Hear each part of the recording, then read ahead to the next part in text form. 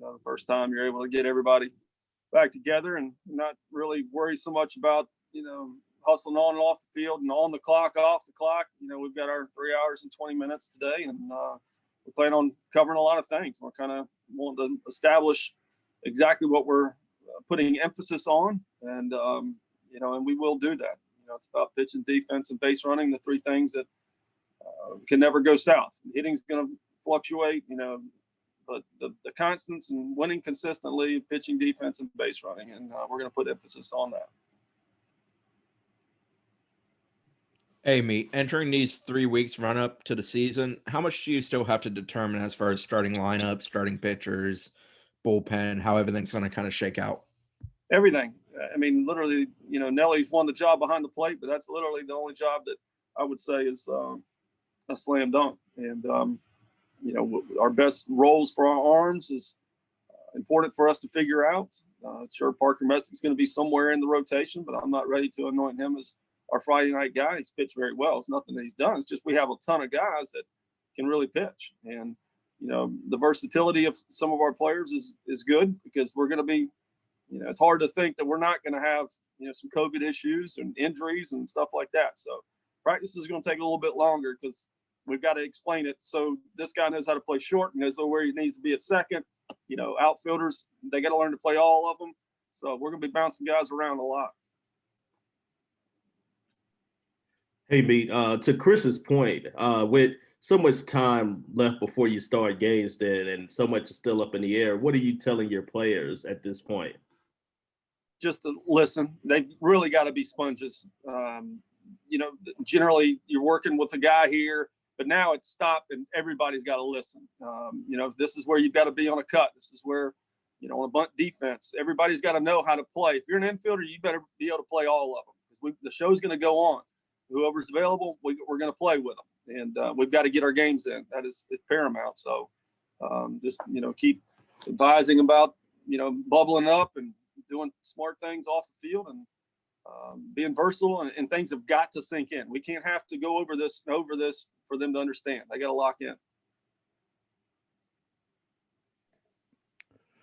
Hey, man, will the condensed preseason affect how you guys manage in terms of pitching staff and things like that, in terms of how you get into the flow of what you want to be later in the season? And then also watching other sports and how they've handled pauses and things like that. Have you been able to see that and see if there's any best practices that work during those situations?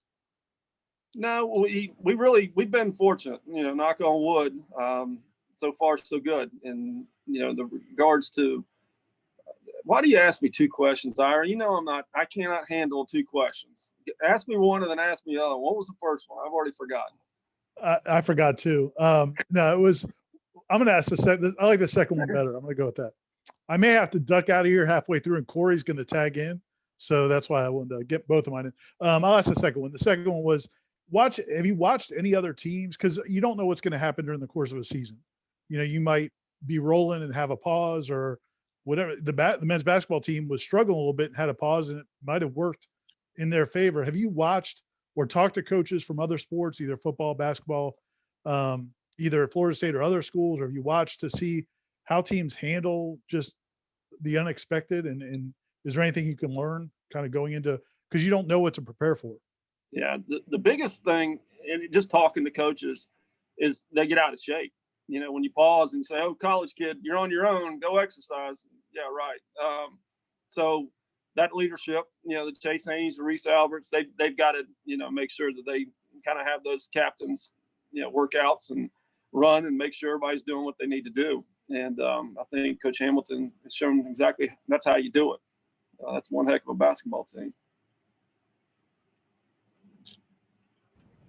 Elijah was a bit dinged up in the fall and we didn't see him much. I just guessing what's his status right now and how powerful does he look with the extra weight he's added on?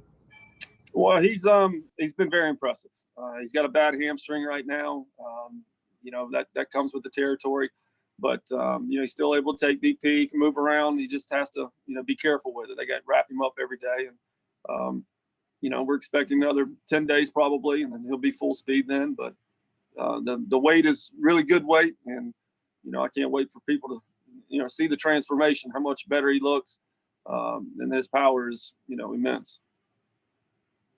The problem is he's losing too many baseballs, and our baseballs are shipment for the year stuck out in California, and we can't get them for 5 weeks. So I tell him if he hits it out full side, he's got to go get them. If he hits it out opposite field, I'll go get it. Good problem, though. Those are the good problems you like to have as a coach. Amen. Coach, Nander, is he a guy that's developed or grown more comfortable? And do you know if short or second is going to be his home, and just your impressions of him this offseason? Yeah, he's been, since we went straight right-handed, he's been a lot better at the plate. That's his natural side. We discussed that earlier about, couldn't believe he had never told me he just started, hitting left-handed. I thought he had done it his whole life. But, he's been more comfortable hitting right-handed. I think it's freed him up, instead of being the jack of all trades, master of none type situation. And, he's played real well defensively. As far as where he's going to be, I don't know. We've got, again, I want him to learn all of them, so that we can, when we have those issues with whatever it is, injuries or COVID, that, but he'll be somewhere. Dylan, someone that's going to find work on the mound as well as potentially first base, or do you think he'll specialize in just one or the other? You said Dylan, right? Yes, sir. Yeah. Dylan, he's both. Absolutely both. He's throwing the ball as good as I've ever seen him throw it. And he's another one that we hadn't planned on having a chance at the rotation, but he's pitched so well that there's a decent chance. He's going to do a lot of the heavy lifting, but he will be at both spots. And DH, stuff like that. We're gonna do a better job of really, because he is throwing so well. We used to try to throw him building up twice a week, and then playing defense is he just couldn't handle it. So now we're just once a week, but we're gonna build him up as a starter to maximize ourselves there. How important is it this year to build up not just 3 starters or a week and a midweek starter, but to have the flexibility of if you lost a weekend starter for a weekend, just to have multiple guys that you can throw out there for starts? Yeah, that's what we're doing. We generally build up 5, and you'll find your 4 out of that, but we're building up 8 this year. We have to, because you never know what's going to happen. So thank goodness it's a year that we've got depth and we've got guys that can do it. And that's the plan, is to build them all up. You need to, shift gears and take somebody and make them a closer. It's a lot easier to do that than it is to all of a sudden, oh no, we need another starter. Let's build him up. Sorry to keep asking about specific players, despite the fact that you say you don't know what's going to happen with these guys. Is Tyler Ahern, is he a guy that you think will settle into a relief role, or is he a guy that, I know a few years ago you gave him 1 start? Could he grow into that role, or do you like where he's at coming out of the pen? I like him coming out of the pen. That doesn't mean, that we're not going to have, there's going to be times we're going to have to use openers, just go give us 5 outs and, go get them. But he's a guy that can do that. He's old enough. Nothing phases him anymore. But I do like him best out of the pen. I think his stuff is the best. He comes in, get you lightning in a bottle, get you a strikeout, or throw that 1-seamer and get you, double play ball, something along those lines.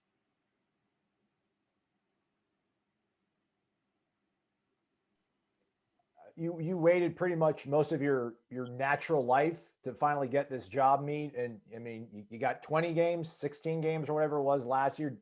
Did you take anything away from that, whether it's you learning as the main guy, or anything your players did, or was that like a lifetime ago? Did you really not take much from that and just focus on what you have now? Yeah, I mean, I learned a lot. It's little things that I never really had to deal with. Dealing with umpires, the time, the raising money, stuff like that, the boss is really good at. I never, did any of that. And I've come to learn that financials are very important. And, I'm getting better at it. And, the main thing that I want to get out, and I need to be reminded of it every single time, I'm in front of people and the media or what have you, is we've got to create an environment this year. Our guys feed off that. They're used to it. Yes, we're at 25%, but the fans, we've got to have you. You can't come, either give them away, get them on StubHub, but we've got to maximize you know, and get Hauser rocking as best we can, because it's a huge advantage, as everybody knows. Do you like the schedule? Did you like how it's set up? You got some issues with it? Just wondering where you kind of stand after it finally got released. Well, we had to jam all the midweeks in early, because if you do play makeup games, you know, I left everything open except for one Tuesday, which I don't know if I'm supposed to announce it or not, but I guess I just did. But we're going to play Florida Gulf Coast May 11th. So, but the whole month of May, those midweeks are wide open except for that 11th, because our line of thinking is if we, you know, we can't play or someone can't play us or whatever, we'll smash them in May to get all of our games in. So it's kind of a, you know, top heavy at the beginning at the workload. I'd much rather work into, you know, playing 5 games a week or 4 games and finish that way once we get in rhythm. But we got to do it right away, just in case we got to have makeup games. But the schedules, you know, you can tell it's regionalized, but you know, money's an issue for everyone. And so I just hope we don't get to where we have to play the same group over and over. And there's a legitimate chance of that happening. But we're on a big text message with a lot of coaches in the league, and there's some guys, you know, up further north that are having real problems, whether it's, you know, mid-major teams or, you know, teams that are coming in to getting PCR tests. And, you know, the SEC saying they'll take the antigen test. The ACC says no. So we're having, you know, some people, we're not, but some people are having some issues.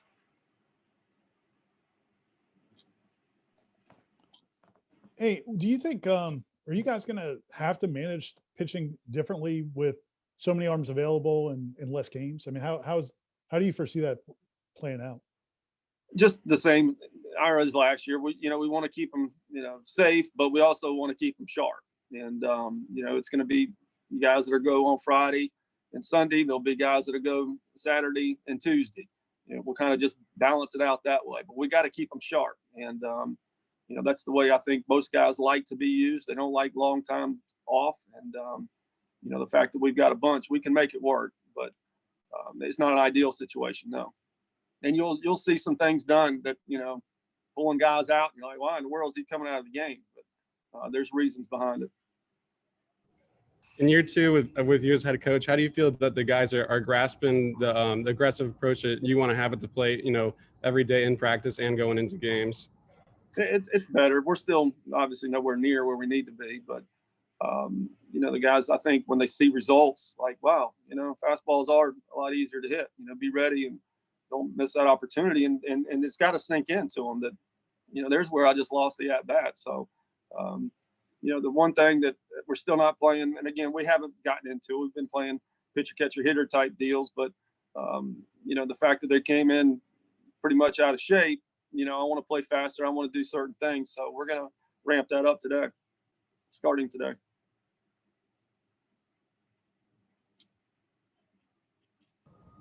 With a healthy Reese and the, you know, the weight changes for both Robbie and Elijah, I guess, how excited are you about this outfield and how good do you think they can be?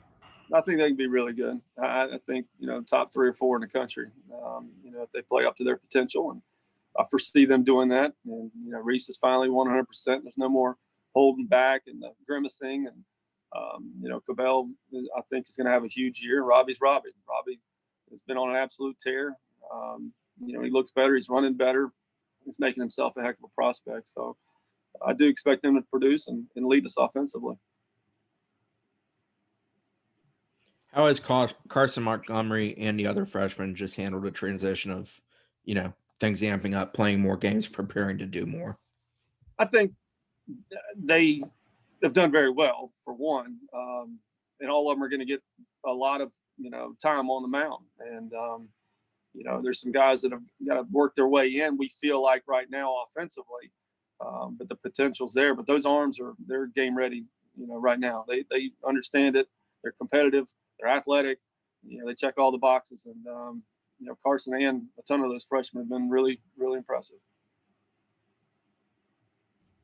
Bryce Hubbard was a guy that you guys wanted to use a lot last year, but he just struggled a bit, and then he went and pitched well in the summer. I guess, how good do you think he can be when he's on and consistent with his stuff? Yeah, he's a frontline, you know, weekend guy. Jimmy opened him up, moved him to the other side of the rubber. he just, whenever he'd miss, his misses were always arm side, and up. And, we kind of freed him up because he's slightly across his body, which is fine, but you got to be, correct when you're, as far as where you're heading. And he was too far on the left side, the first base side of the rubber, and he couldn't get it, to stick it in there to right-handed hitters. So it's really helped him. And he's been really, really, really good so far. We expect big things. He's a mature kid too. He's one that learns, from what happened last year. And, he's up in the zone consistently, and he can't do that. And he's made a lot of great adjustments. He's right where we need him to be. Kyle McMullen's a guy I think you guys are a little bit bummed out about not having last season. With his return, how does that change, I guess, your feelings about how he can fit in for you guys? Yeah, Kyle's right now, he's got a little bit of, setback. His shoulder's a little bit, I don't know, I'm pretty sure it's dead arm because, we're starting to build these guys up. But he's a classic right-hander that's, never going to beat himself. And, what his role is going to be, it's hard to say. But, he's 3 pitches for strikes, and he's a very, very intelligent guy and knows how to work hitters. Kind of a throwback.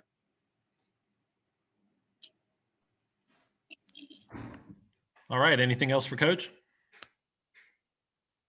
Okay. Thanks, Meat. Thank Thanks, you, guys. Meat. Thank you.